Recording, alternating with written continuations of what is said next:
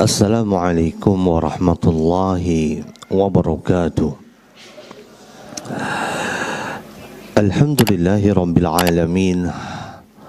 Wassalatu wassalamu ala ashrafil anbiya'i wal mursalin wa ala alihi wa ashabihi ajma'in.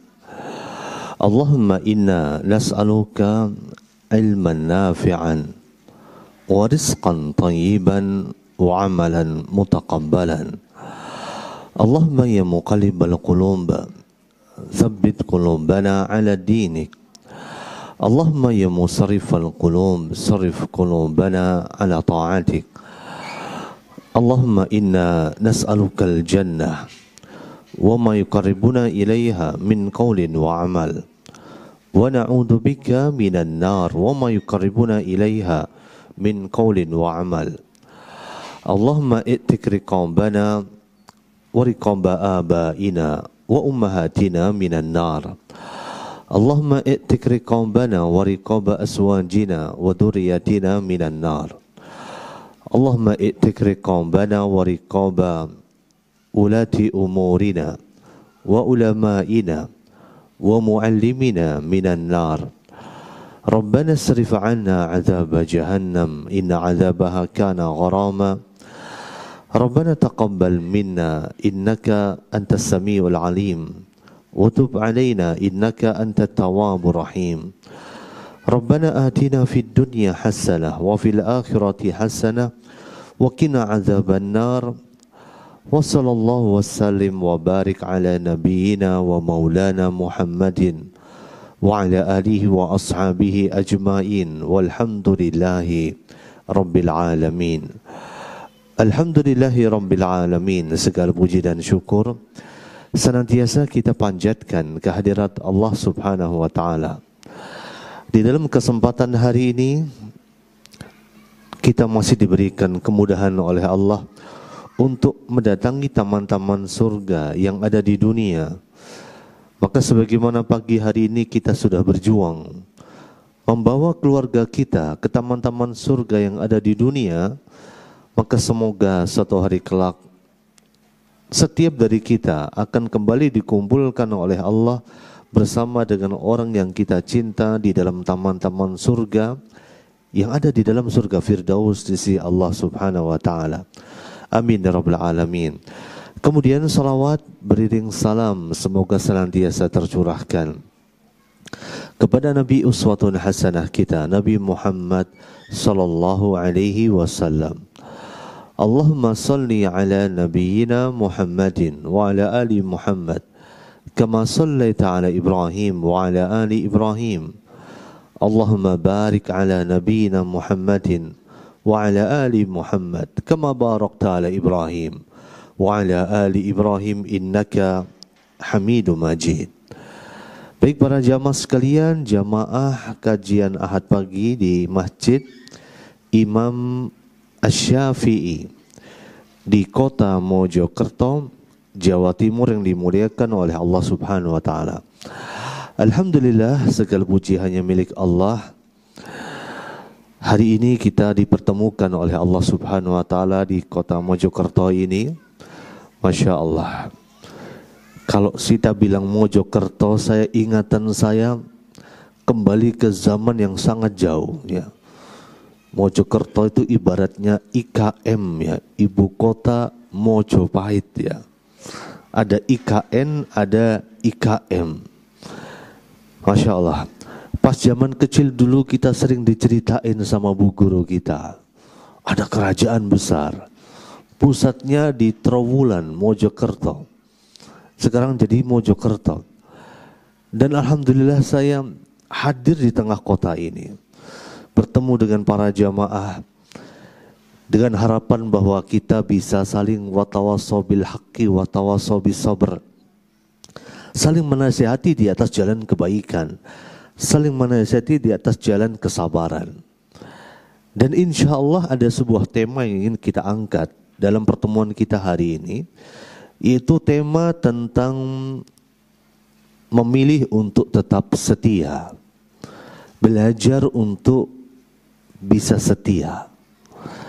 Tema ini berbicara tentang bagaimana seni untuk mengelola rumah tangga. Karena di zaman sekarang kalimat yang sangat mahal dan makin sulit untuk ditemukan adalah kalimat setia.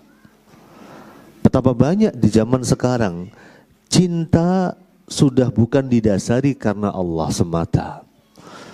Banyak orang mencintai di zaman sekarang karena harta. Maka ketika harta itu sudah tidak ada, maka cinta itu lama-kelamaan menjadi sirna. Banyak yang bilang cinta itu buta, tetapi nyatanya cinta itu tidak sepenuhnya buta. Cinta bisa membedakan mana Honda Supra, mana Toyota Innova. Katanya cinta itu buta, tapi nyatanya cinta itu bisa membedakan, bisa terbedakan. Dan cinta bisa membedakan mana Yamaha Jupiter, mana juga Toyota Fortuner. Artinya kita hidup di zaman di mana cinta diukur dengan materi. Sampai kata anak muda kita, tiada ninja, tiada cinta. Kalau nggak naik ninja, nggak cinta. Kalau cuma naik Supra, nggak ada cinta. Gitu. Maka kalimat setia, kata setia menjadi sesuatu yang amat sangat langka. Seseorang setia karena Allahu Azza wa Jalla. Ya, kenapa? Kita hidup di zaman materialistis, ya. Semua diukur dengan harta. Kebaikan diukur dengan harta, kemuliaan diukur dengan harta, sampai cinta ditakar dengan harta. Betapa banyak pernikahan didasari karena cinta kepada harta. Begitu harta itu lenyap dan sirna, maka cinta juga mengikuti dengan kondisi hartanya tersebut. Betapa banyak perceraian terjadi dan memilih untuk meninggalkan kata setia saat harta itu sudah mulai sirna. Maka ini menjadi barang langka di zaman sekarang. Menjadi tetap setia, dan tugas kita adalah belajar untuk tetap setia. Kemudian di zaman sekarang juga banyak kemudian orang itu setia bukan karena Allah Azza wa Jalla, tetapi karena tahta, karena kedudukan, karena jabatan. Mencintai seseorang karena jabatan yang dia miliki. Dan banyak sekali faktor-faktor yang menjadikan seseorang menjadi cinta dan bukan karena Allah Subhanahu wa ta'ala. Maka cinta-cinta model seperti ini adalah cinta yang rawan dan sangat rapuh. Sulit untuk dipertahankan dalam jangka waktu yang sangat lama. Maka benarlah sabda Rasulullah SAW. Rasulullah sudah mewanti-wanti kita, dan sabda beliau ini menjadi fundamen penting, pondasi penting bagaimana seseorang itu bisa membangun rumah tangga dalam sebuah pondasi yang amat sangat kuat. Rasulullah pernah menyebutkan, tungkahul mar'atu li arba'. Wanita itu dinikahi karena 4 alasan. Yang pertama, limaliha, karena hartanya. Yang kedua, lihasabiha, karena kedudukannya. Yang ketiga, lijamaliha, karena kecantikannya. Yang keempat adalah walidiniha, karena agamanya. Maka kata Rasulullah, fatfar bidatid-din, pilihlah yang punya agama, taribat yadaka, maka engkau akan beruntung. Artinya ini menjadi sebuah isyarat. Ini pondasi utama membangun kesetiaan adalah diantaranya, cintailah pasangan Anda, cintailah istri Anda, cintailah suami Anda karena Allah. Cintailah karena agamanya, bukan karena hartanya, bukan karena kecantikannya, bukan karena kedudukannya, tapi karena Allah Subhanahu wa ta'ala. Maka ini adalah sebuah isyarat penting. Bagaimana Rasulullah mengajarkan kepada kita arti sebuah kesetiaan. Setia yang dilandasi karena Allah, karena agama Allah, karena perjuangan di jalan Allah Subhanahu wa ta'ala. Nah, dan banyak sekali hadis-hadis yang menunjukkan kepada kita tentang bagaimana seharusnya orang itu harus menjadi membangun kesetiaan dalam rumah tangganya. Maka satu kata ini, kalimat setia adalah satu kata yang sangat sakral dalam sebuah rumah tangga. Satu kata yang sangat penting. Yang satu kata itu kalau menempel dalam sebuah rumah tangga, itu akan menguatkan biduk rumah tangga tersebut. Dan jikalau satu kata itu diambil, ditarik, maka ini menjadi awal dari prahara rumah tangga dan awal dari kegoncangan demi kegoncangan dalam rumah tangga yang akan datang dan menghampiri keluarga tersebut. Ini adalah alasan pertama. Alasan kedua adalah kenapa tema ini begitu menarik ya. Disebabkan karena di zaman yang kesetiaan itu diukur dengan materi, maka sehingga muncul istilahnya pria idaman lain. Muncul istilahnya wanita idaman lain. Istilahnya selingkuhan gitu. Banyak orang berselingkuh ya. Dan ini tidak hanya menjangkiti orang-orang yang awam, orang-orang yang katanya sudah kenal pengajian, bahkan terjebak kasus perselingkuhan yang terlarang. Nas'alullah salama. Maka ini menjadi pembahasan yang seharusnya kita angkat. Kita ingatkan masyarakat kita tentang mahalnya sebuah nikmat keluarga, tentang mahalnya arti dari sebuah keluarga, pentingnya menjaga keutuhan keluarga. Maka para jamaah yang dimuliakan oleh Allah Subhanahu wa ta'ala, maka sungguh kita harus bersyukur kepada Allah. Kenapa? Saat kita dipilih oleh Allah menjadi umat Islam. Kenapa? Karena umat Islam Allah turunkan di tengah mereka Nabi dan Rasul yang menjadi contoh terbaik dalam hidup kita. Rasulullah adalah teladan kita, role model buat diri kita. Laqad kana lakum fi Rasulillah uswatun hasanah. Telah ada untuk diri kalian pada diri Rasulullah SAW itu uswatun hasanah, contoh yang baik, teladan yang baik. Bagaimana dulu Rasulullah dalam rumah tangganya, kita belajar banyak tentang arti sebuah kesetiaan. Terutama di dalam fase 25 tahun pertama pernikahan beliau. Bersama dengan Ibunda Khadijah bintu Khuwailid. Itu luar biasa. Nilai terbesar yang bisa kita ambil dari perjalanan Rasulullah dalam pernikahannya 25 tahun pertama adalah nilai kesetiaan.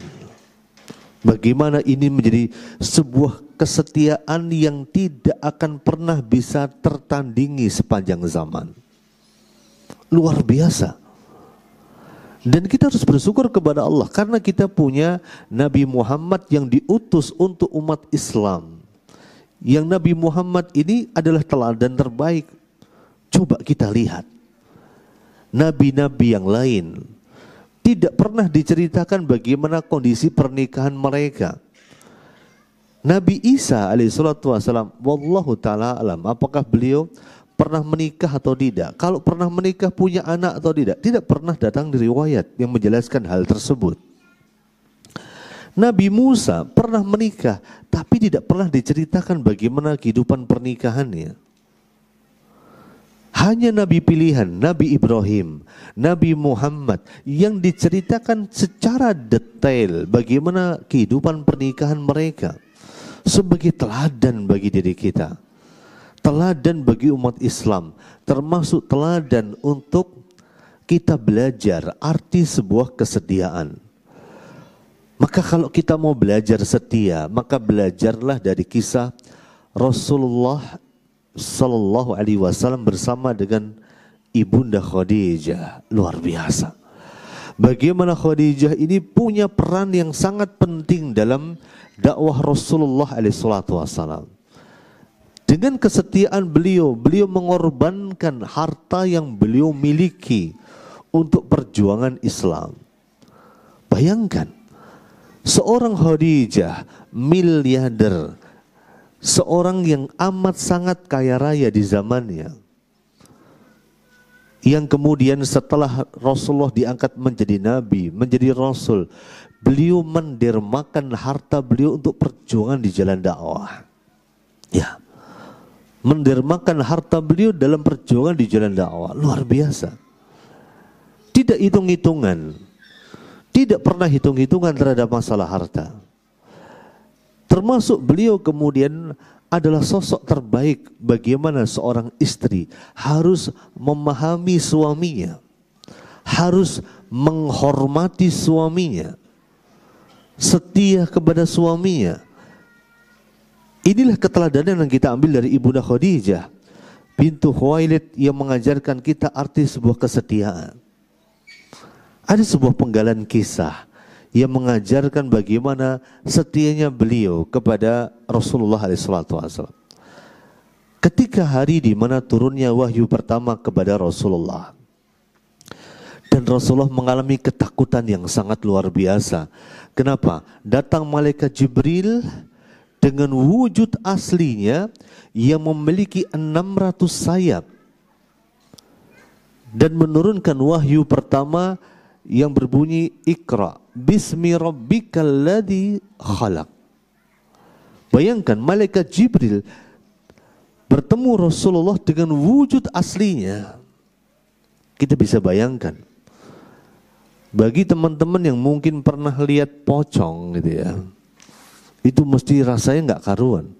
Lihat genderuwo, lihat kuntilanak, itu nggak ada apa-apanya. Ini malaikat Jibril, wujud aslinya sangat besar, punya 600 sayap. Kemudian bukan hanya itu saja, Rasul sempat didekap oleh malaikat Jibril, didekap dengan sangat kencang. Di antara hikmahnya kenapa Rasulullah didekap pada saat itu adalah untuk meyakinkan Rasulullah bahwa wahai Muhammad, engkau tidak sedang bermimpi. Ini nyata. Sampai didekap oleh malaikat Jibril untuk menekankan engkau tidak sedang bermimpi. Dan Rasulullah pada saat itu setelah mendapatkan wahyu pertama, Rasulullah turun dari Jabal Nur, dari atas gua Hira menuju ke kota Mekkah dalam keadaan ketakutan yang sangat luar biasa. Sampai di rumah, Rasulullah mengetuk rumah istrinya dan mengatakan, zammiluni, zammiluni, selimuti aku, selimuti aku. Artinya merasakan ketakutan yang sangat luar biasa, ketakutan yang sangat mengerikan. Maka di tengah ketakutan yang luar biasa itu, bayangkan, karena Rasulullah pada saat itu merasa melihat kaumnya yang begitu rusak, merasa gak sesuai dengan hati nurani beliau. Beliau memilih untuk bertahannuts, menyendiri, berdoa kepada Allah Subhanahu wa taala. Maka ketika menyendiri tersebut otomatis meninggalkan istrinya. Dan ketika suaminya datang dalam keadaan ketakutan yang luar biasa, coba dibayangkan, seandainya yang datang itu kita 2 hari 3 hari gak kelihatan, gak nongol kita dalam keadaan gemeteran. Maka para istri-istri di luar sana loh ya, bukan di dalam sini loh ya, biasanya ngapain coba, ngomongnya gimana? tumben pulang, ngapain lo pulang? Ya, kemarin-kemarin kemana aja, sekarang pulang kondisi kayak gini. Jadi disalah-salahin suaminya. Tapi tidak dengan Ibunda Khadijah. Ibunda Khadijah ketika melihat kondisi tersebut, apa kata Ibunda Khadijah? Beliau mengatakan, kalla wallahi, sekali-kali tidak, demi Allah, ma yuhzikallahu abada, Allah tidak akan pernah menyia-nyiakan dirimu. Allah tidak akan pernah menyia-nyiakan dirimu untuk membesarkan hati Rasulullah. Artinya apa yang terjadi pada dirimu, engkau tidak perlu mengkhawatirkan. La yuzikallahu abada. Innaka, kemudian Ibunda Khadijah mulai mengangkat martabat suaminya supaya suaminya tidak lagi merasa ketakutan dan cemas serta khawatir. Mulai menyebut kebaikan suaminya. Lihatlah sosok istri yang luar biasa, pintar menyebut kebaikan suami, ngerti kebaikan suami, senantiasa ingat kebaikan suami, dan pintar menyebut kebaikan-kebaikan suami. Ketika banyak istri di luar sana yang sering lupa dengan kebaikan suami, tapi ini tidak. Kalau wallahi la yuzikallahu abada. Kemudian beliau menyebutkan, innaka la tasilu ar-rahim. Sungguh engkau adalah orang yang paling bisa menyambung tali silaturahmi. Engkau adalah orang yang bisa menyambung silaturahmi dan Allah tidak akan pernah menyia-nyiakanmu. Wa tahmilu kalla, dan engkau adalah orang yang suka membantu orang lain. Allah tidak akan menyia-nyiakan engkau. Engkau suka bantu orang. Kemudian wa taksibu al-ma'dum, dan engkau adalah orang yang suka mencukupi orang yang tidak berada, orang yang membutuhkan bantuan, kekurangan, engkau bantu dia. Engkau adalah orang yang suka membantu orang lain, membantu orang yang kekurangan. Kemudian wa taqri'ud daif, dan engkau adalah orang yang suka menjamu tamu, suka memuliakan tamu, suka sekali untuk kedatangan tamu. Wa tu'inu ala nawaibil haq, dan engkau adalah orang yang suka membantu orang yang sedang menuntut haknya, membantu orang yang terdolimi. Maka kita bisa melihat bagaimana dari kisah tersebut kesetiaan Ibunda Khadijah. Tidak berhenti sampai situ.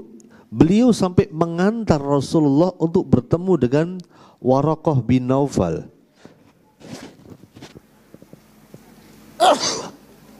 Alhamdulillah.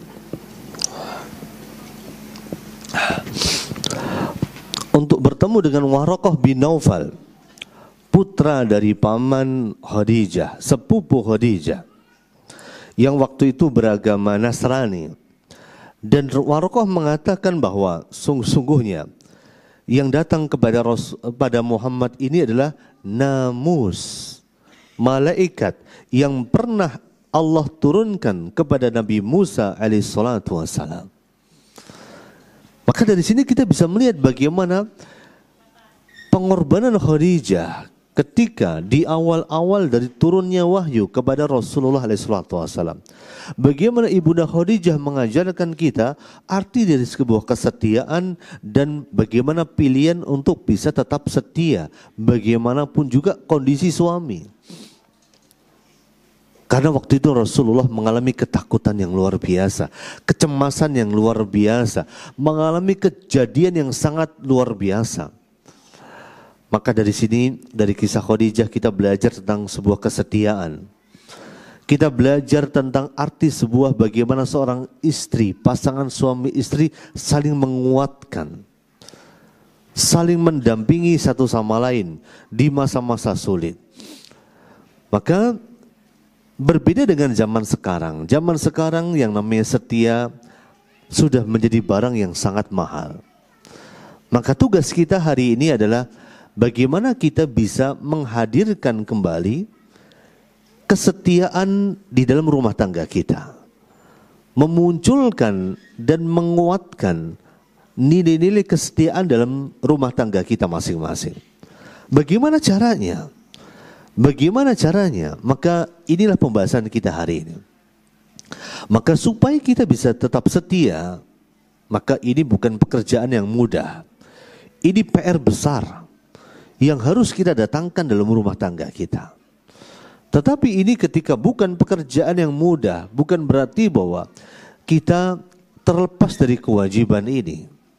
Justru semakin kita butuh perjuangan untuk menghadirkan kata setia dalam rumah tangga kita, semakin banyak pahala yang Allah tuliskan dalam setiap upaya dan usaha kita.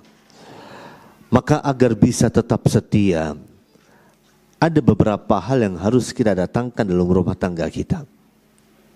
Hal pertama, agar kita bisa terus setia dengan pasangan kita adalah bahwa kita harus menyadari pernikahan ini adalah ibadah. Pernikahan ini adalah ibadah ya jamaah. Bahkan pernikahan adalah ibadah yang amat sangat lama. Kita bisa bayangkan, kalau kita sholat 5 menit bisa kita selesaikan. Kita puasa 15 jam bisa kita rampungkan. Kita umrah 5 jam sudah bisa kita kelarkan. Kita bicara haji 5 hari haji itu sudah bisa kita sempurnakan. Tetapi pernikahan hitungannya bukan menit, bukan jam, bukan hari, bukan pekan, bukan bulan, bukan tahun, tetapi hitungannya sudah belasan tahun, bahkan puluhan tahun lamanya. Lalu pertanyaannya, gimana agar kita bisa bertahan dalam jangka waktu yang lama, dalam sebuah ibadah yang sangat panjang? Ibaratnya kalau lari, ini lari maraton. Orang ketika lari maraton itu harus atur strategi. Lari maraton bukan bicara tentang siapa yang paling bisa meluncur pada saat start dengan cara yang paling cepat. Tidak. Lari maraton adalah siapa orang yang bisa menggapai garis finish dengan catatan waktu terbaik. Itulah yang bakal menang dalam lari maraton. Sama juga dengan pernikahan. Pernikahan itu adalah gimana kita bisa selamat di garis finish dengan catatan terbaik di dalam pernikahan kita. Maka dari itu agar kita bisa tetap setia dan terus setia dan menjadi pasangan yang setia, apa yang harus kita lakukan? Pahami dulu, nikah ini ibadah ya jamaah. Bahkan dengan pernikahan semua bisa bernilai ibadah. Maka sampai Rasulullah menyebutkan, idza tazawwaju al-'abd, jika seorang hamba itu menikah, faqad istakmala nisfaddin, maka setengah dari agama itu sudah sempurna. Maka apa yang harus dilakukan? Falyattaqillah fi nisfi al-baqi, maka bertakwalah kepada Allah pada setengah bagian yang tersisa, itu saja. Maka kalau kita sadar pernikahan adalah ibadah, maka bagi yang belum menikah ini, ada yang belum menikah, ya saya doakan semoga segera dipertemukan jodohnya. Ada yang sudah menikah, saya doakan semoga apa? Dilanggengkan pernikahannya, dijaga pernikahannya, dilanggengkan sampai ke dalam surga.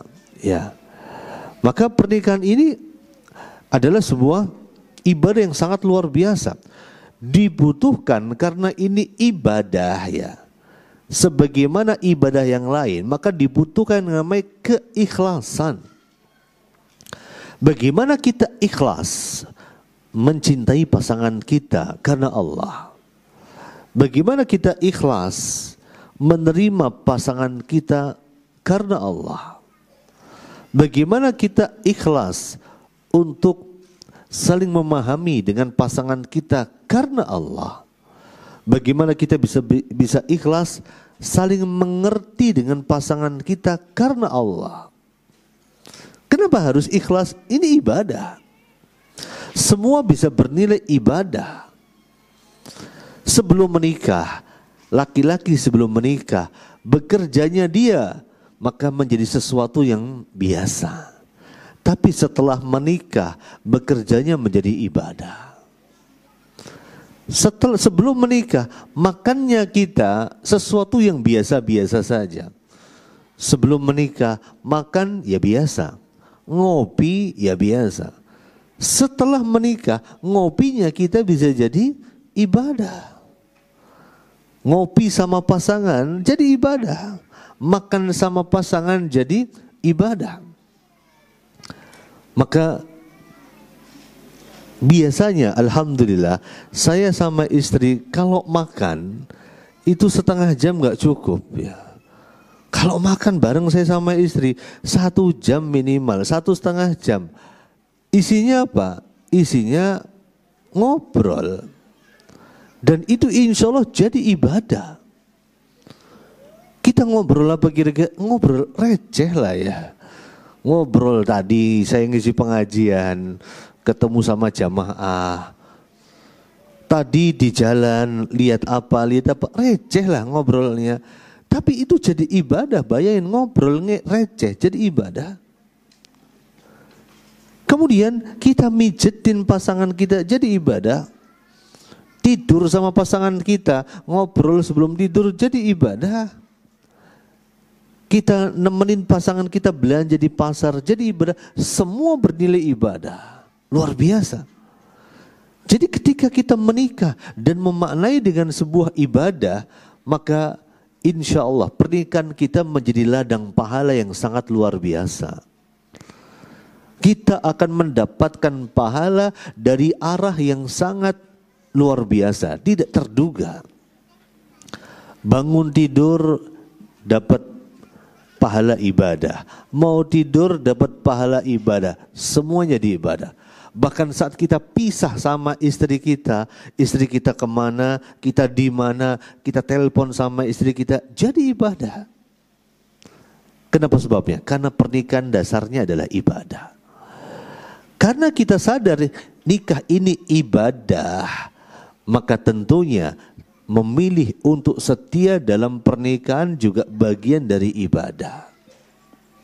Dan agar kita bisa terus setia, maka tugas kita adalah selain memaknai pernikahan adalah ibadah, maka kita juga harus terus belajar agar kita bisa terus ikhlas di dalam pernikahan kita, apapun yang terjadi. Kekurangan pasangan kita, ikhlas kita maklumi. Kelemahan pasangan kita, ikhlas kita terima. Semua ikhlas kita terima. Maka itu adalah cara pertama. Memaknai nikah ini adalah ibadah. Dan kita harus ikhlas karena Allah Subhanahu wa ta'ala.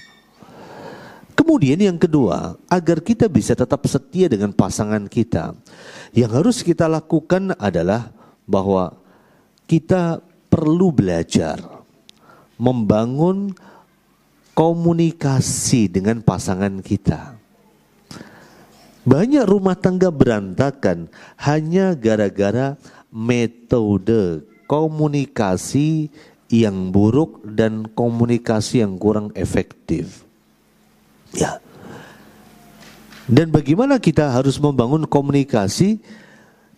Dari komunikasi itu akan muncul yang namanya kesetiaan dengan sendirinya. Ketika komunikasi itu berjalan dengan efektif, maka bicara tentang komunikasi dalam pernikahan, maka kunci dari komunikasi dalam pernikahan itu ada 2. Pilarnya ada 2. Yang pertama adalah keterbukaan. Kita terbuka dengan pasangan kita. Yang kedua adalah selain keterbukaan dan kejujuran, yang kedua adalah saling menghargai. Ini 2 pilar dalam sebuah komunikasi rumah tangga. Terbuka jujur, ya. Kenapa dalam rumah tangga kita harus terbuka dan jujur? Karena pasangan kita itu ibaratnya baju buat diri kita.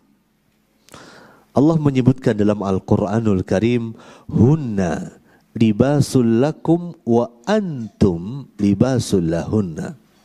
Hunna, kaum wanita itu adalah libas, pakaian bagi kaum pria. Wa antum, dan engkau wahai kaum pria, libasul lahunna, juga pakaian bagi kaum wanita. Ibaratnya kita itu nggak pakai baju, pasangan kita adalah baju buat diri kita. Kalau kita nggak bisa terbuka dengan pasangan kita, terus kita mau terbukanya sama siapa coba? Kalau kita nggak bisa jujur sama pasangan kita mau jujurnya sama siapa? Maka inilah pondasi pertama, terbuka dan jujur. Yang kedua, saling menghargai. Saling menghargai pasangan kita. Nanti kalau kita breakdown lagi di balik keterbukaan dan kejujuran itu ada banyak langkah. Bagaimana kita harus belajar menyampaikan perasaan kita, menyampaikan emosi kita. Orang menikah nggak selamanya pernikahan itu bahagia. Nggak selamanya orang itu akan happy dengan pasangannya. Kadang kita kecewa, kadang kita marah sama pasangan kita, kadang kita jengkel sama pasangan kita, bener nggak? Maka yang namanya komunikasi dalam sebuah pernikahan diantaranya adalah keterbukaan dan kejujuran. Kita jujur menyampaikan perasaan kita. Kalau kita lagi jengkel sama pasangan kita, ngomong kalau kita jengkel.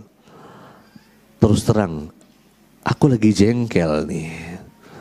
Setelah kita jelasin, mengungkapkan perasaan kita, kita juga sebutkan alasannya. Kenapa jengkel? Alasannya 1, 2, 3. Nanti itu jadi bahan diskusi dengan pasangan. Dan wajar, pernikahan ada yang namanya jengkel, dongkol, sedih, kecewa dengan pasangan, wajar. Namanya juga dua kepala manusia yang berkumpul dalam satu rumah. Dan isi kepala manusia itu beda-beda. Isi kepala manusia beda-beda. Justru pernikahan menjadi sarana pendewasaan seseorang. Bayangkan, laki perempuan disatukan dalam sebuah ikatan pernikahan. Dan laki perempuan ini dari latar belakang yang berbeda. Latar belakang pendidikannya beda. Keluarganya beda. Pola asuhnya beda. Adat istiadatnya beda. Kebiasaannya beda. Masyarakat dan lingkungannya beda. Tahu-tahu suruh nikah. Kayak contohnya ada orang Jogja kayak saya, suruh nikah sama orang Batak gitu ya. Nikah sama orang Batak. Orang Jogja kan sukanya manis ya. Semua dimanisin. Sayur yo manis. Coba makan sesuatu di Jogja. Makan segala bentuk sayur dan oseng-oseng di Jogja rasanya rata-rata flat, manis.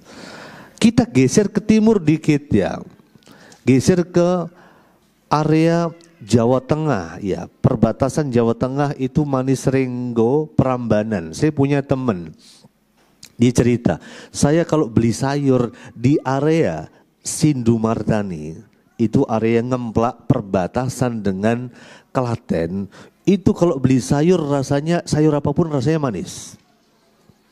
Mau sayur apa?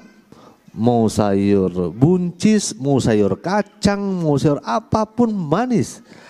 Nanti geser ke timur dikit, itu rasanya sudah mulai beraneka ragam rasanya. Dia lebih suka beli digeser di sebelah, nyebrang provinsi. Yang cuman beberapa meter, itu karakter masakannya udah beda. Bayangkan orang Jogja semuanya dibuat manis. Tahu manis, tahu bacem. Terus apa lagi? Tempe manis, tempe bacem. Ayam manis, ayam bacem. Teh Ya, teh manis sampai ada istilah nas gitel, panas legi kental. Jadi kalau menghadirkan teh kurang manis, kadang-kadang disindir. Iki pabrik gula ini orang giling ya. Ini pabrik gula lagi gak giling apa? Sehingga stok gula lagi langka. Itu sindiran halus ya. Nah, lalu menikah dengan orang Batak, orang Padang, semua dipedesin. Otomatis perlu penyesuaian ya. Yang satu suka manis, yang satu suka pedes. Justru pernikahan ini sarana pendewasaan, kompromi. Kompromi. Artinya apa? Yaudah, kita masak bareng, tapi buat 2 porsi, 1 manis, 1 pedes. Kompromi bukan? Kompromi. Atau kita masaknya satu macam, tapi level pedesnya dikurangi aja. Kalau biasanya level pedesnya level 5, dibuat level 2 aja lah. Itu aja. Jadi yang manis gak kepedesan, yang pedes tidak kemanisan. Itulah pernikahan, seni dalam pernikahan. Yang kemudian pernikahan ini menjadi sarana pendewasaan bagi seseorang. Dan kunci dari kedewasaan itu adalah komunikasi. Bagaimana kita belajar menyampaikan perasaan kita. Aku gak suka dengan apa yang kamu lakukan. Aku kecewa dengan apa yang kamu ucapkan. Itu harus diungkapkan. Karena kalau kita memendam emosi, ini biasanya ujung-ujungnya menjadi bibit kekecewaan yang berkelanjutan dan ujung-ujungnya melunturkan kata setia dalam rumah tangga. Kenapa? Munculnya fenomena orang pada selingkuh. Kenapa coba? Karena adanya kekecewaan yang dia pendam. Karena adanya harapan yang tidak terwujudkan. Karena adanya unek-unek yang tidak terdengarkan. Sehingga muncul yang namanya selingkuh. Muncul istilahnya teman tapi mesra. Awalnya cerita, aku punya masalah dalam rumah tangga sama temannya. Lama-lama teman tapi mesra, lama-lama jadi selingkuhan. Na'udzubillah min dzalik. Maka kunci dari kesetiaan itu diantara adalah komunikasi. Dan komunikasi diantara asas yang paling utama adalah kejujuran, keterbukaan. Gimana bisa terbuka caranya? Belajar mengungkap perasaan kita. Belajar mengungkap apa yang ada dalam isi hati kita. Ingat ya, pasangan kita gak ngerti ilmu gaib, gak ngerti perasaan kita. Jadi jangan pernah mengucapkan kepada pasangan kita, kamu gak ngerti perasaanku. Lah memang aku gak ngerti perasaanmu, aku gak tahu ilmu gaib ya. Tidaklah aku bisa ngerti perasaanmu kecuali engkau mengungkapkan apa yang engkau rasakan. Jadi ungkapan kamu gak ngerti perasaanku itu menunjukkan egoisme dalam pernikahan. Justru pernikahan itu adalah sarana kita belajar mengungkap rasa, ngomong. Kita kecewa sama pasangan kita, ngomong. Kita bahagia sama pasangan kita, ngomong juga. Gitu. Kita lagi benci sama pasangan kita, pernah ngerasain benci sama pasangannya? Ya, ngomong. Sebagaimana kita cinta sama pasangan kita, ngomong. Maka harus ada setiap hari ungkapan yang terucap dari lisan kita untuk menguatkan cinta kita dengan pasangan kita. Ritual macam-macam itu, ritual masing-masing orang bisa beda. Misalnya ada orang yang kalau setiap bangun tidur meluk pasangannya dan mengucapkan I love you. Itu belajar mengungkap cinta. Ada yang kayak gitu? Tak kasih hadiah. Ada yang pagi hari ini bangun tidur meluk pasangannya mengucapkan I love you. Saya kasih hadiah. Ada? Hadiahnya apa? Secangkir kopi ya. Secangkir kopi dah. Oh free dah. Masya Allah. Tadi pas jenengan bawa itu saya batin aja. Masya Allah dibawain kopi. Ternyata dibawa ke situ aja, dipoto aja. Cuman dipoto doang, nggak nyampe sini. Astagfirullahaladzim. Ya, maaf. Saya lagi mencontohkan gimana mengungkap perasaan. Karena perasaan kalau dipendam nggak bagus. Lebih baik saya omongin kayak gitu, ya nggak? Iya. Saya cuman matiin aja, alhamdulillah dikirim kopi nih. Cuman sampai situ dipoto pula. Nggak tahu lagi bikin status apa dia. Lagi ngopi di kajian ustadz gitu. Mungkin dia bikin status kayak gitu. Masya Allah. Daripada saya empet ya, jadi penyakit ya. Mending saya omongin. Nah, maka harus belajar mengungkap rasa. Ada yang tadi ngomong meluk istrinya bilang I love you gitu. Ada nggak? Wah, ketawa. Udah ngerti dah nak. Ya, ada yang kayak gitu? Ada? Ada, ngacung aja nggak apa-apa.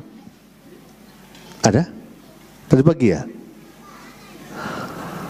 Atau kapan sih terakhir memeluk istrinya?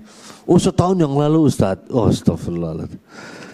Ya, maka ini adalah salah satu cara bagaimana kita membangun keterbukaan, kejujuran dengan pasangan kita. Belajar mengungkap perasaan, apapun perasaan itu. Mau bahagia, sampaikan, aku happy banget ketemu sama kamu gitu. Kita merasa senang, aku senang banget hari ini bisa bersama dengan dirimu. Ungkapkan. Mau itu perasaan positif, negatif, belajar diungkapin. Jangan dipendam. Kenapa? Ini kita belajar untuk terbuka dan jujur. Kemudian yang kedua, di antara cara untuk agar kita bisa membangun keterbukaan dan kejujuran dalam pernikahan adalah jangan ada dusta dan rahasia di antara kita. Jangan yang dirahasiakan. Maka sangat aneh sekali kalau sampai dengan hari ini ada pasangan suami istri yang HP-nya dikasih password, pasangan kita nggak ngerti. Itu masalah itu. Kita bebas akses HP istri kita bebas akses HP kita. Itu wajar dalam pernikahan. Maka sampai enggak Ustadz, saya alhamdulillah HP-nya itu passwordnya istri tahu. Tapi HP yang satu lagi enggak tahu. Ya, jadi punya HP dua. Yang HP kedua disembunyiin, enggak pernah dibawa pulang ke rumah. Ditaruh di mobil aja. Ya itu juga sama aja, sama juga bohong gitu ya. Maka dalam pernikahan hindari untuk menyimpan rahasia itu. Maka upayakan kita betul-betul terbuka sama pasangan kita. Jujur dalam komunikasi, jujur dalam segala kondisi, itu yang harus kita lakukan. Maka itu pilar pertama agar kita bisa membangun komunikasi yang efektif. Gimana caranya? Kita belajar untuk mengungkap perasaan, belajar untuk tidak menyimpan rahasia sedikit pun juga dengan pasangan kita. Termasuk juga gimana cara kita agar kita bisa terbuka dan jujur dengan pasangan, agar kita bisa membangun komunikasi yang efektif dengan pasangan kita. Maka kita harus belajar untuk menjadi pendengar yang baik ya. Mendengar yang baik. Allah sudah menciptakan kita dengan bentuk yang sempurna. Dan ketika Allah menciptakan kita punya dua telinga dan satu mulut, ini isyarat bahwa kita harus lebih banyak mendengar daripada berbicara. Terutama dalam pernikahan. Kalau masing-masing dalam pernikahan itu sang suami maunya ngomong terus, istri maunya ngomong terus, ini menjadi parameter pernikahan ini tidak dalam keadaan baik-baik saja. Tapi dalam pernikahan itu ada masanya sang suami belajar mendengar, sang istri belajar mendengar, dan saling mendengar satu sama lain. Ini adalah salah satu pilar penting untuk membangun komunikasi yang sehat dalam pernikahan. Belajar untuk mendengar. Lalu bagaimana caranya untuk belajar mendengar dengan baik? Kuncinya ada beberapa kunci. Kunci pertama adalah ketika kita mendengar, coba dengarkan dengan memberikan perhatian sepenuh hati. Ketika kita lagi ngobrol sama istri, yang namanya gadget, yang namanya HP harus disingkirin. Ya, gak bisa kita ngobrol sama istri, kita ngobrol, lalu tangan kita ngelanjutin nyekrol, gak bisa. Antara ngobrol dan nyekrol, dua hal yang gak bisa disatukan. Dalam sebuah rumah tangga, nyekrol ada waktu sendiri, ngobrol ada waktu sendiri. Nah, itu cara bagaimana kita belajar menjadi pendengar yang baik. Ketika mendengarkan, dengarkan sepenuh hati. Kalau kita harus nyekrol sambil ngobrol, di antara adab yang harus kita perhatikan adalah minta izin dulu. Afwan ya, aneh ada tugas nih, mendesak banget, ini udah deadline. Ya, izin 1 menit aja dan tentukan batas waktunya. Izin ya 2 menit, nyelesain ini dulu. Ya, nyelesain ini dulu sambil ngobrol nggak apa-apa. Atau dipending dulu, di skip dulu obrolannya 2 menit ya, izin sebentar. Dan ini wajib dibangun dalam sebuah rumah tangga. Belajar untuk menjadi pendengar yang baik. Alhamdulillah udah datang nih.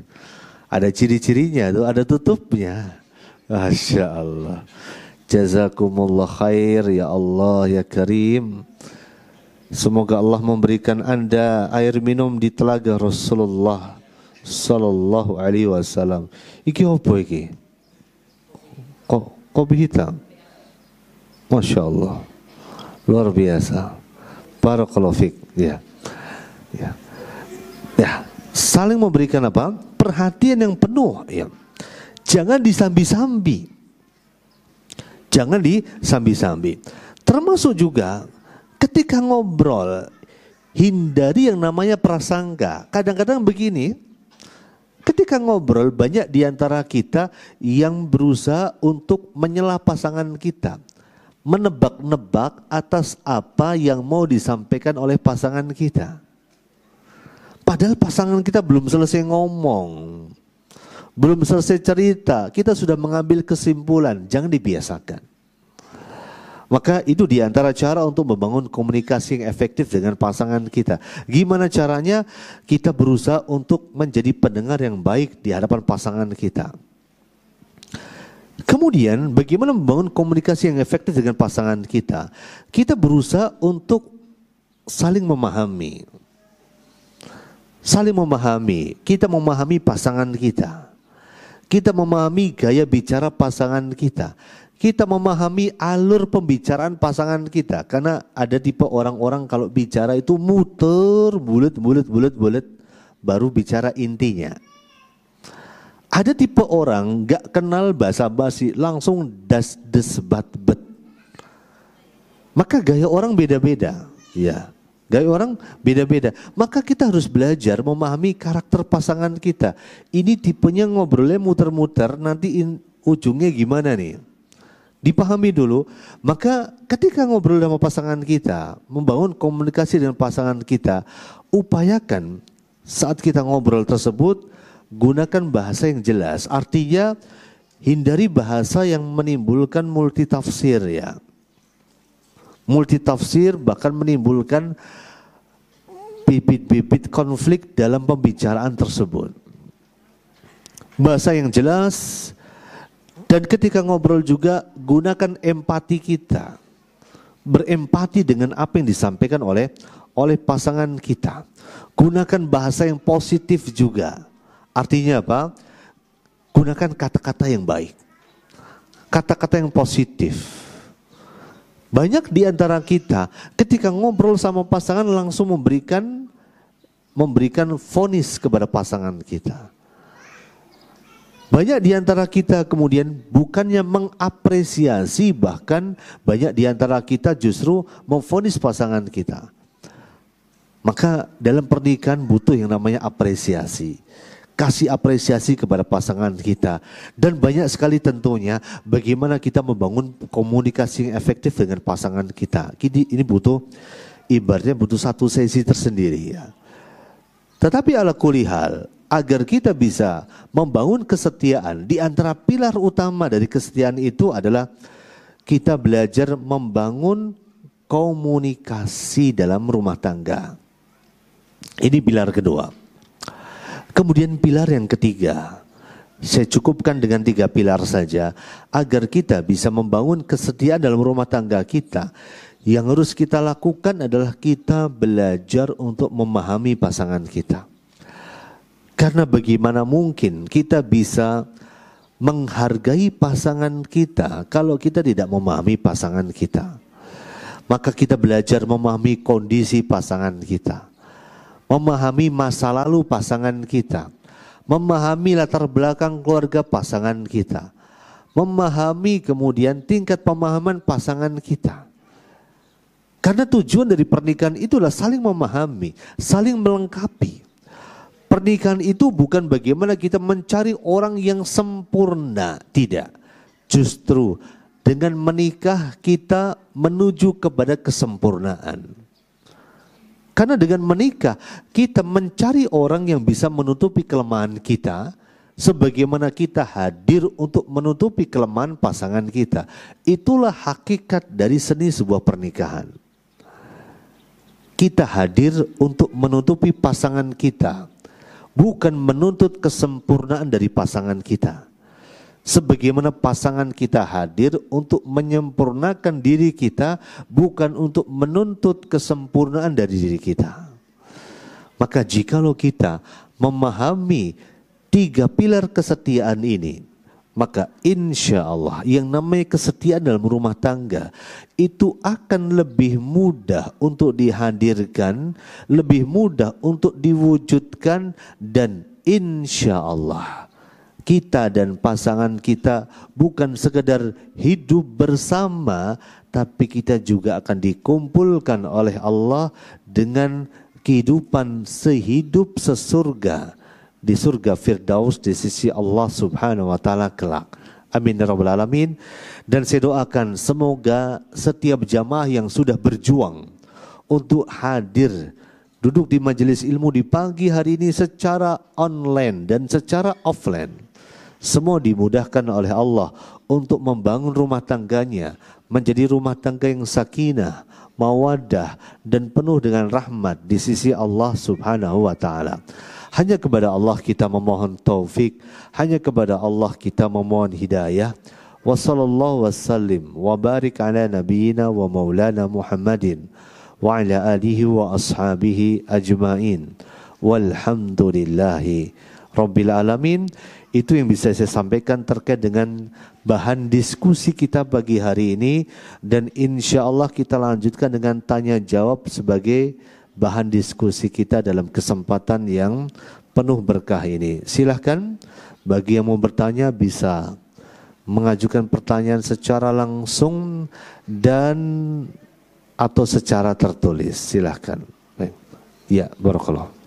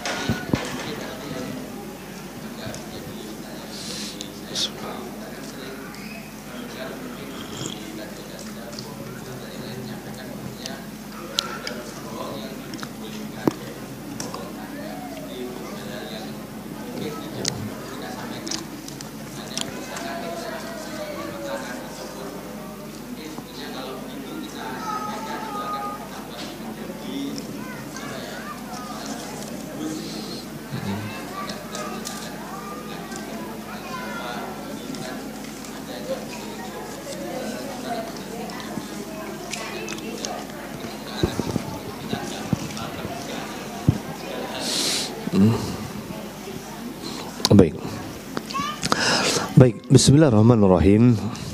Betul bahwa disampaikan oleh Rasulullah SAW ada beberapa jenis kebohongan yang dibolehkan. Di antaranya adalah kebohongan untuk mendamaikan dua orang yang sedang bertikai, atau kebohongan untuk mendamaikan pasangan suami istri. Maka misalnya seorang suami ketika ditanya tentang sebuah masakan, masakannya gimana nih katanya.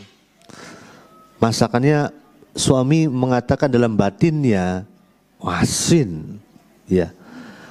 Maka ketika mendapati istri masak keasinan, apa yang harus dilakukan suami? Yang pertama, jangan dicela.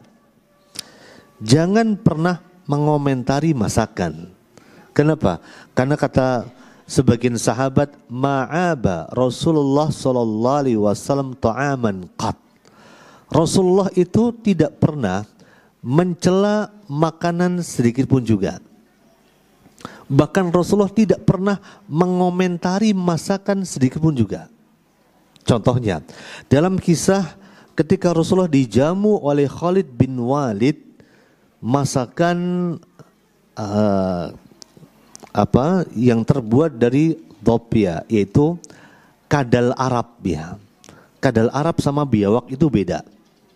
Kalau biawak kan karnivora, hukumnya haram. Kalau kadal Arab itu herbivora, hukumnya boleh dimakan. Rasulullah ketika tahu itu adalah kadal, ya, Rasulullah memilih untuk diam. Dan sampai Khalid bin Walid memancing Rasulullah, ya Rasulullah, apakah haram? Rasulullah hanya mengatakan tidak. Hanya saja makanan ini tidak pernah didapat dan ditemukan di tengah kaumku. Artinya ini bukan makanan yang biasa kita makan. Udah itu aja. Tidak pernah mengomentari, wih, atau wah kok ketoknya gimana? Gak pernah. Maka ketika misalnya istri keasinan masakannya, udah lebih baik jangan dikomentarin. Kenapa? Karena Rasulullah mencontohkan kita jangan mengomentari makanan, yang pertama. Yang kedua adalah kita bisa memberikan masukan kepada istri dengan cara yang elegan. Contohnya gini, gimana masakanku hari ini, mesti istri kan nanya gitu. Dan sebagai bentuk keterbukaan adalah kita bisa ceritakan dengan cara yang elegan. Contohnya, masakanmu hari ini luar biasa. Bukan luar biasa asin ya, itu podo aja. Masakanmu hari ini luar biasa, kamu udah berjuang untuk bisa masak hari ini, luar biasa. Tapi alangkah baiknya besok kalau masak lagi garamnya dikurangi setengah aja. Ya, itu kan lebih elegan ya. Oh berarti keasinan dia, aku nggak bilang asin ya. Tapi garamnya dikurangi setengahnya. Itu insya Allah itu termasuk bagian dari keterbukaan dalam komunikasi. Ibaratnya gimana cara kita memilih diksi ya. Gimana cara kita memilih diksi itu penting dalam rumah tangga gitu. Contohnya begini, kita di Jogja misalnya, ada tamu di Jogja misalnya, ada tamu misalnya, lalu kita bertamu ke seseorang dari rumah teman kita dan dia orang Jogja. Maka nggak ada cerita orang Jogja bilang ke tamu itu, monggo silahkan makan, saya jamin dia nggak akan makan. Ya, nggak akan makan. Monggo silahkan. Yang harus dilakukan apa? Ambil piringnya, kasih ke dia, yuk makan. Kenapa sebabnya? Karena beda budaya, maka beda diksi yang harus dipilih. Ya, maka kita juga harus bisa melihat istri kita ini orang mana. Bagaimana cara menyampaikan kepada siapa? Kepada pasangan kita. Nah, maka sekali lagi keterbukaan itu harus, kejujuran itu harus, tapi bagaimana cara menyampaikan keterbukaan itu harus dipikirkan, tergantung situasi dan kondisi. Termasuk juga kemudian misalnya dia ketemu sama siapa di jalan gitu ya. Mungkin ketemu sama orang yang pernah punya cerita di masa yang lalu gitu ya. Masya Allah, cerita ketemu sama mantannya ketika masih TK dulu kan. Ketika masih TK kan biasanya ada cinta monyet ya, bukan cinta monyet lagi, cinta munyuk gitu ya. Cinta munyuk, cinta monyet gitu. Lalu ketemu di jalan itu. Kemudian apakah harus diceritakan? Tentu tidak. Pertanyaannya, apakah ada faedahnya kita ceritakan itu gitu loh. Justru akan bisa memancing keributan. Misalnya tadi aku ketemu loh sama temenku cinta pertamaku di waktu aku TK. Istrinya marah nggak kira-kira? Maksudmu apa? Ya. Apalagi sampai cerita, ternyata tadi aku cerita dia udah jadi janda. Maksudmu apa? Iya kan? Maka tidak semua harus diceritakan. Kalau perkara-perkara itu nggak usah diceritain, nggak ada gunanya itu. Nggak ada gunanya. Misalnya tadi aku ke pasar, ternyata yang jualan itu koncoku SMP. Yang pernah terjadi apa? Cerita di antara aku dan dia gitu. Tapi karena aku kalah cepat ya, janur kuning terlanjur melengkung, ya udah. Itu juga bikin masalah. Jadi tidak semua tentu harus kita ceritakan. Harus difilter juga itu loh. Nah, itu yang harus kita lakukan. Wallahu ta'ala alam. Jadi yang namanya kejujuran harus, tapi kadang-kadang kedustaan itu bisa menjadi diantara solusi untuk apa? Mendamaikan dua antara pihak yang bertikai. Ya, dan itu termasuk yang dibolehkan tapi sesuai kadarnya. Ya. Ada lagi yang mau tanya langsung? Silahkan. Mau tanya? Apa? Oh, di kertas ini. Oh ya, siap. Baik. Bismillah, Ustadz, bagaimana jika ada suami yang ingin poligami tapi istri tidak mau dipoligami karena merasa suami masih sangat tidak layak untuk poligami? Bagaimana cara bicaranya, Tat? Ya, gampang. Gampang. Ya. Bagaimana cara bicaranya? Gampang. Caranya adalah ini nanti belajar langsung dari Ustadzah Azizah aja. Bahasa. Masya Allah, gimana cara meredam ya. Biar beliau yang jawab, beliau ahlinya. Bismillah, izin bertanya Ustadz, bagaimana sikap seorang istri apabila terjadi hal yang kurang baik pada saudara suami yang mengakibatkan ketidaknyamanan pada keluarga suaminya? Maksudnya bagaimana sikap seorang istri apabila terjadi hal yang kurang baik pada saudara suami yang mengakibatkan ketidaknyamanan pada keluarga suaminya? Apakah jika menjauh dari saudara tersebut termasuk memutus tali silaturahmi? Maka terkait dengan pertanyaan ini, maka hal yang kurang baik ini apa? Saya kurang paham. Apakah ini saudara ini adalah sifatnya toksik, berbuat zalim dan lain sebagainya?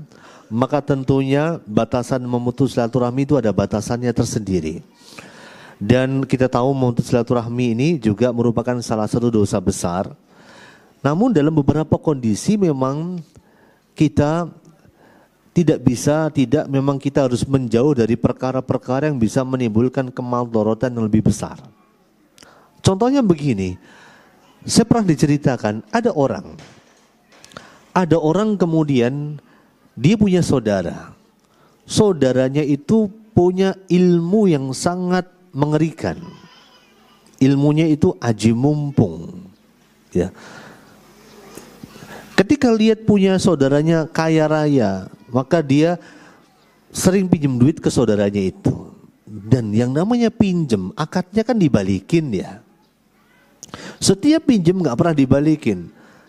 Terus saya tanya ke dia, perasaan antum gimana? Dipinjemin duit gak dibalikin? Ya rasanya ya rada gondok juga lah, akadnya pinjem. Bayangin, sekaya-kayanya orang, kalau yang namanya dipinjemin, pasti orang yang dipinjemin itu berharap bahwa apa yang dipinjemin itu pasti kembali ke dia. Itu mesti. Maka setiap dia dipinjemin, maka nggak pernah balik. Maka gimana Ustadz? Kalau saya menjauh dari dia, Maka saya bilang nggak ada masalah engkau menjauh dari dia. Kan terkadang namanya hutang piutang itu akan merenggangkan hubungan silaturahmi dan kekerabatan. Maka sebisa mungkin kalau engkau melihat saudaramu itu butuh pinjaman dan kamu bisa ngasih, kasih aja. Kenapa? Supaya utang piutang itu menghindari utang piutang yang akan bisa meretakkan hubungan kekerabatan dan kekeluargaan serta silaturahmi di antara keluarga. Maka ini bisa diterapkan jikalau kemudian ketidaknyamanan itu sesuatu yang tidak bisa ditolerir dan dia menjauh agar dia dalam rangka untuk tetap menjaga tali silaturahmi, itu silahkan, boleh-boleh saja. Apalagi dalam istilah orang Jawa itu ada istilahnya dekat bau bangke, ya.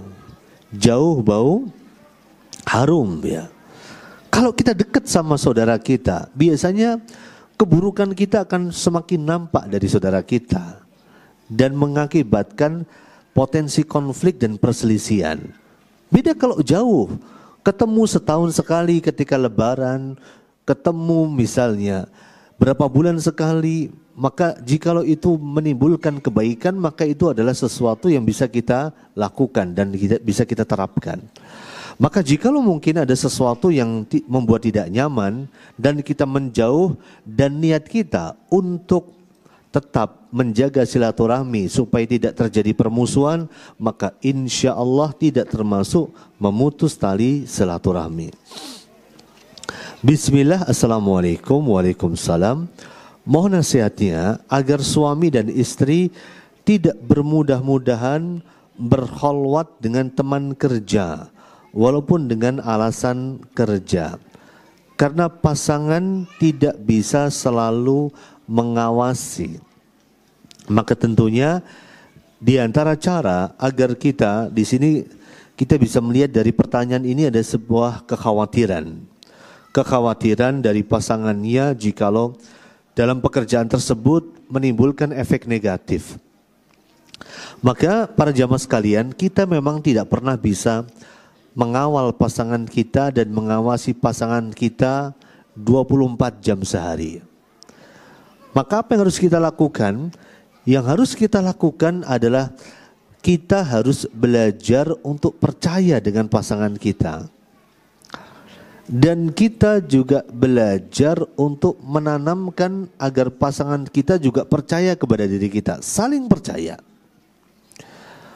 Maka di antaranya adalah sebelum pasangan kita kerja, bisa ngobrol dulu satu sama lain dan menitipkan pesan di tengah obrolan itu bahwa aku percaya sama kamu. Kamu orang yang setia, kamu orang yang bertanggung jawab, sampaikan itu.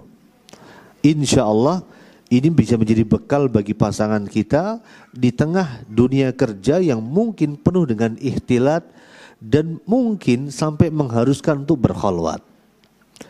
Termasuk diantaranya adalah kita bisa ajak pasangan kita untuk rutin mengecas keimanan kita dengan ilmu-ilmu agama supaya kita semakin ngerti batasan dalam bergaul, batasan dalam berinteraksi, terutama berinteraksi dengan lawan jenis. Kemudian pertanyaan berikutnya, bismillah Ustadz, bagaimana jika sudah mengungkapkan perasaan tidak suka, jengkel karena satu hal kepada suami? Nah, ini pertanyaan dari istri berarti. Sudah menunjukkan bahasa tubuh yang jengkel, tapi suami tetap dengan tabiat yang kita tidak sukai itu. Bagaimana jika suami tidak mau belajar, berubah lebih baik padahal sudah lama, sudah sama-sama mengaji? Maka jamaah dimuliakan oleh Allah Subhanahu wa ta'ala, terkadang kita sibuk menasihati pasangan kita, tapi kita lupa mendoakan pasangan kita. Pasangan kita adalah manusia yang hati dari pasangan kita dan jiwa dari pasangan kita itu di antara dua jemari Allah Subhanahu wa ta'ala. Maka doakan pasangan kita, ikat hatinya dengan doa-doa kita kepada Allah Azza wa Jalla. Hidayah di tangan Allah. Walaupun suaminya udah rajin ngaji, sama-sama ngaji, maka ngaji itu bukan jaminan bahwa orang itu mendapatkan hidayah dari Allah. Ngaji itu bukan jaminan orang itu mendapatkan taufik dari Allah. Ngaji itu juga bukan jaminan bahwa orang itu mendapatkan petunjuk dari Allah. Maka ikat hati pasangan kita tentu dengan doa-doa terbaik kita. Wallahu ta'ala alam. Baik, masih ada pertanyaan? Ya. Mana? Oh, silahkan.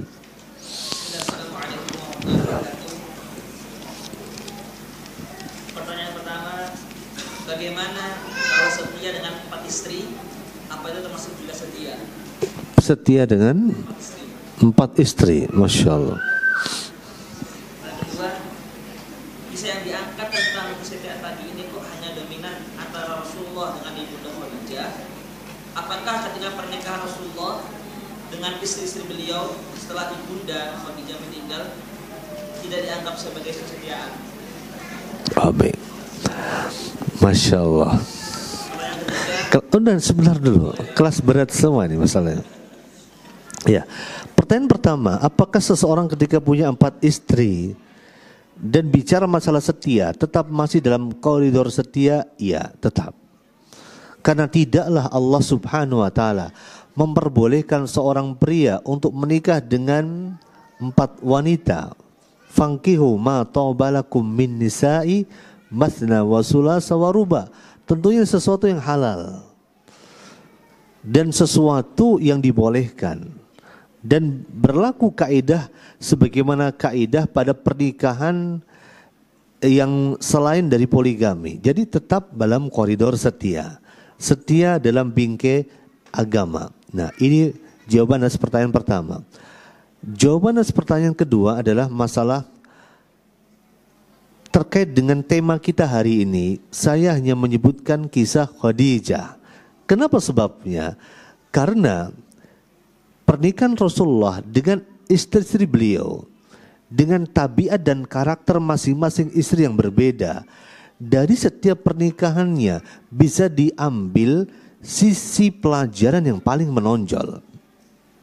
Bicara masalah Khadijah, ada pelajaran menonjol yang belum tentu bisa ditemukan pada istri yang lainnya. Semua istri Nabi setia, semua istri Nabi pengertian, tetapi yang paling menonjol dari kisah-kisah itu adalah bagaimana dalam kisah Khadijah kita bisa mengambil sisi pengorbanan beliau, yang pengorbanan menjadi parameter kesetiaan. Ya, menjadi parameter kesetiaan. Bayangkan, istri yang paling lama hidup bersama dengan Rasulullah siapa?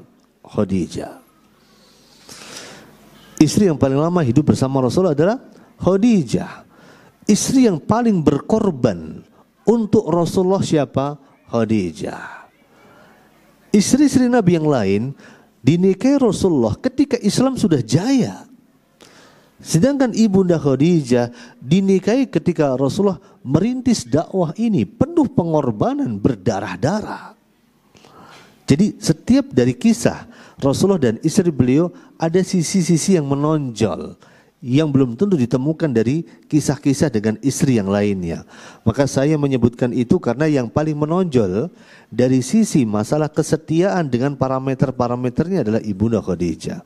Ya, itu yang kedua. Yang ketiga, silahkan. Bismillah, Ustaz. Istri bertanya, saya adalah seorang istri yang menikah dengan duda beranak satu. Suami saya jarang ketemu dengan anaknya dan jarang komunikasi.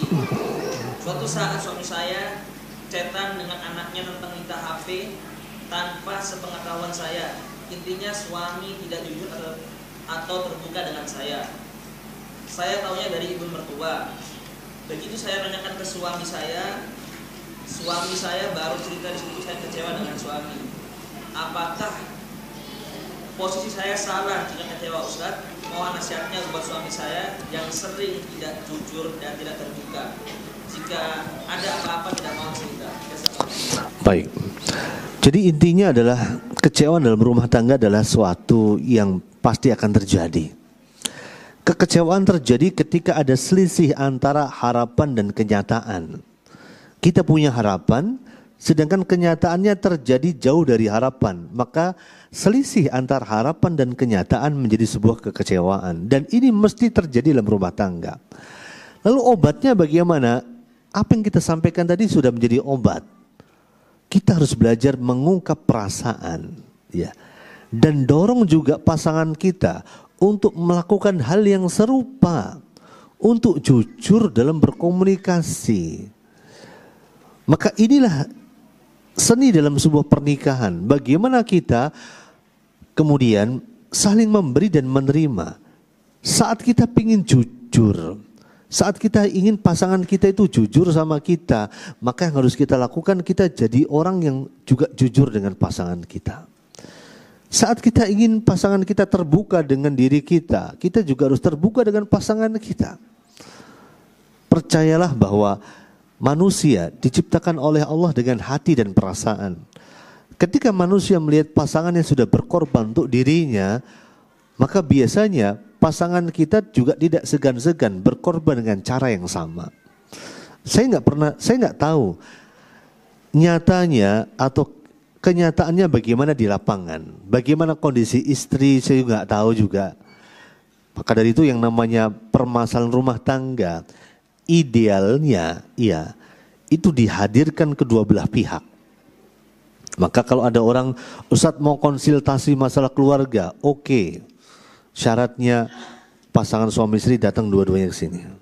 Kalau dari satu pihak saya nggak mau. Nanti nambahin kerjaan.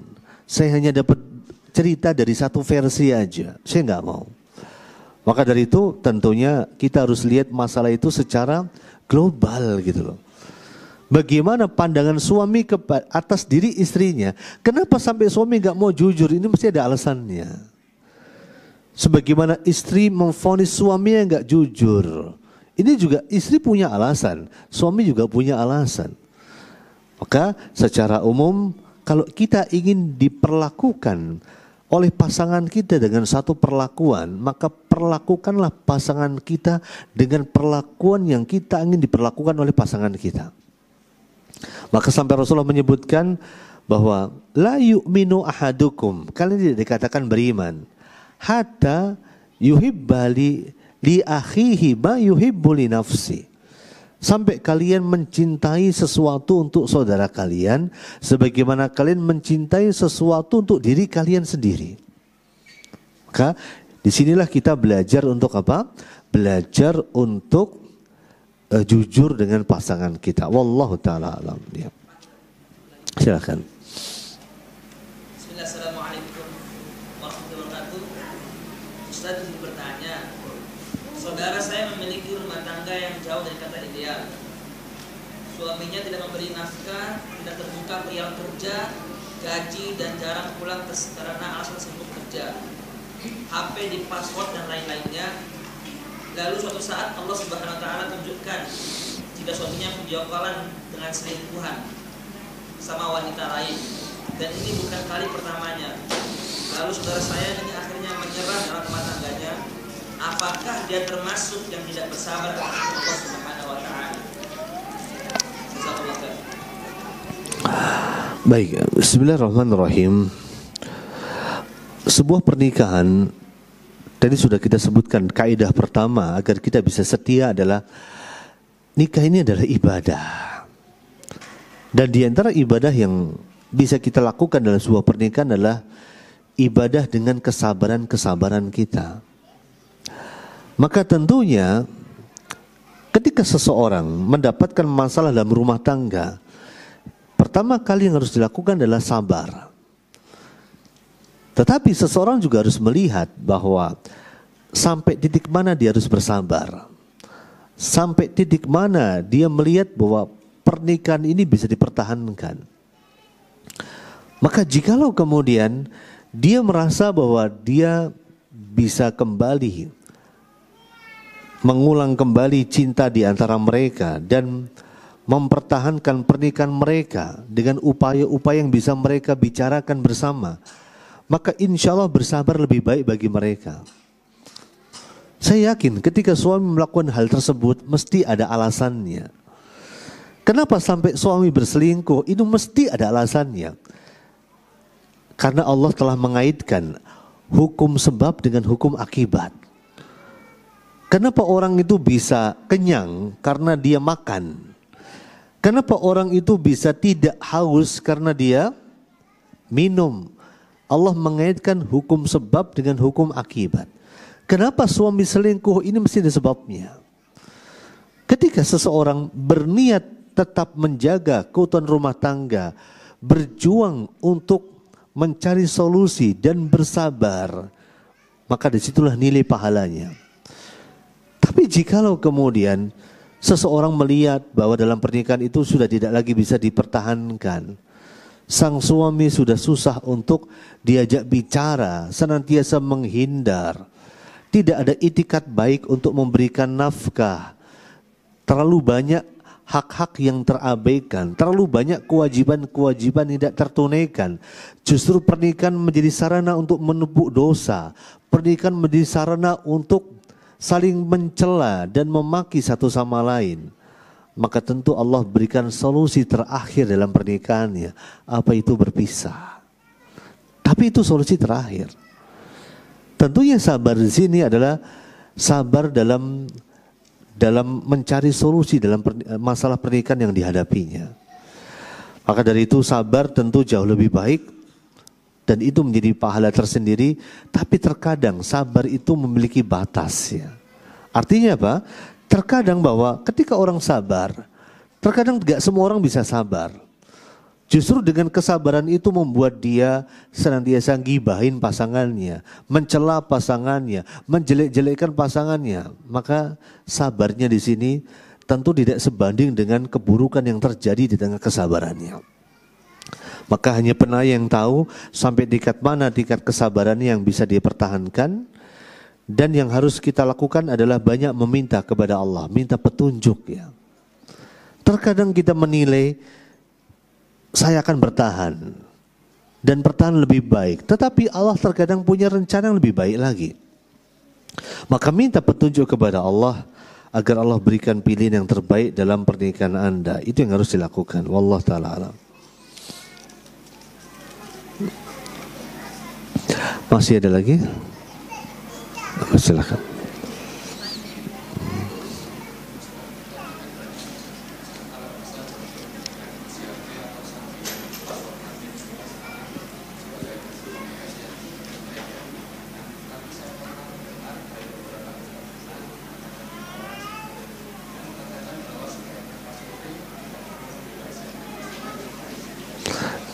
Ada baiknya gimana?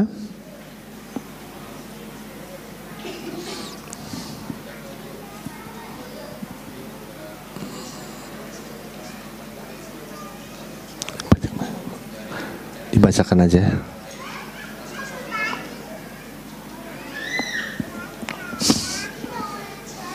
Gimana? Yang suaranya agak lebih keras.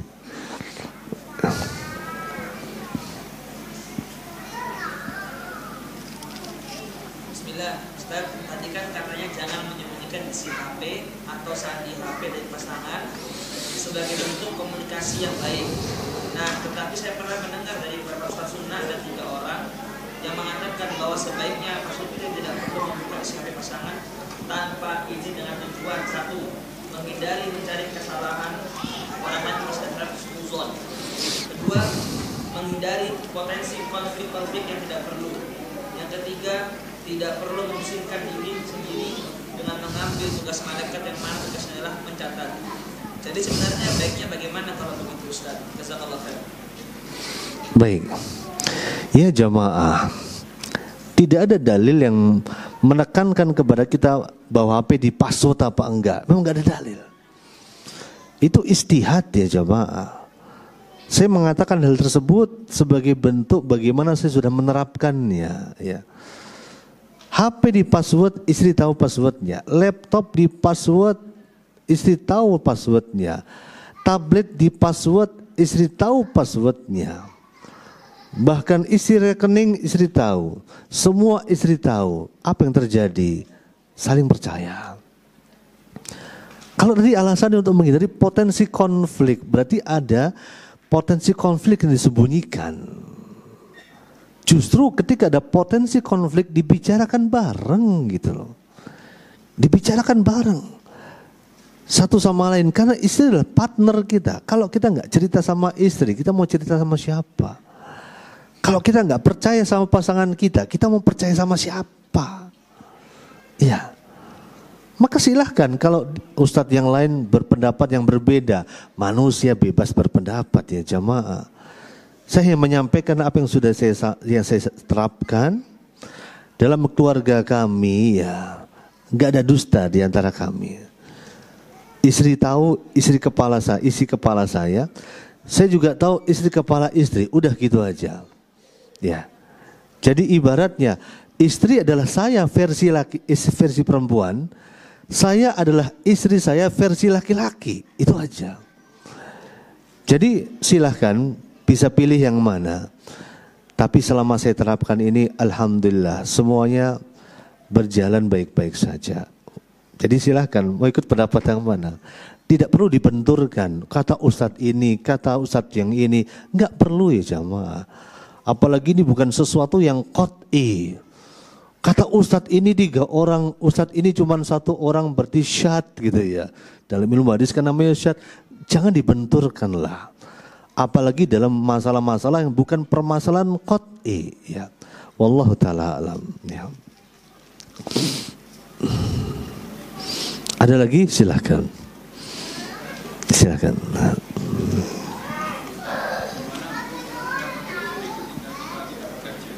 Hukum?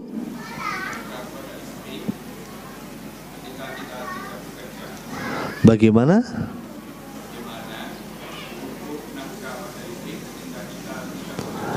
Baik, bagaimana hukum nafkah kepada istri ketika sang suami tidak bekerja? Ya, ya jamaah, sang suami itu tidak wajib bekerja, tapi suami wajib punya penghasilan.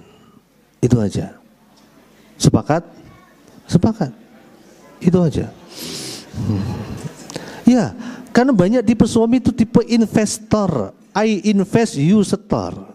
Kerja nggak dia? Enggak. Suami nggak wajib bekerja, tapi suami wajib punya pendapatan. Itu aja. Selesai. Ya. Oke ya. Sepakat? Ya. Ada lagi? Ya silakan.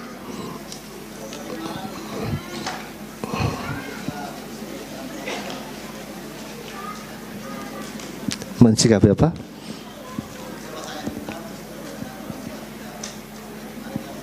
Berseteru dengan orang tua kita. Masya Allah.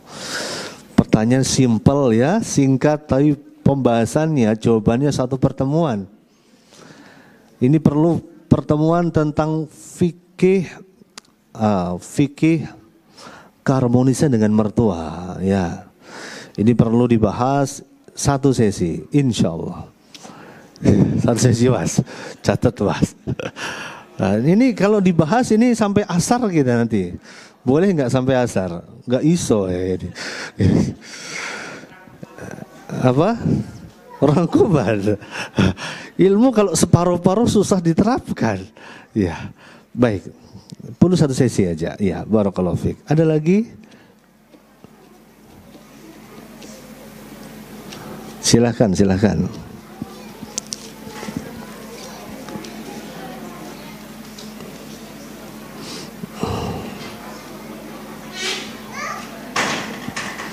Enggak ada ya?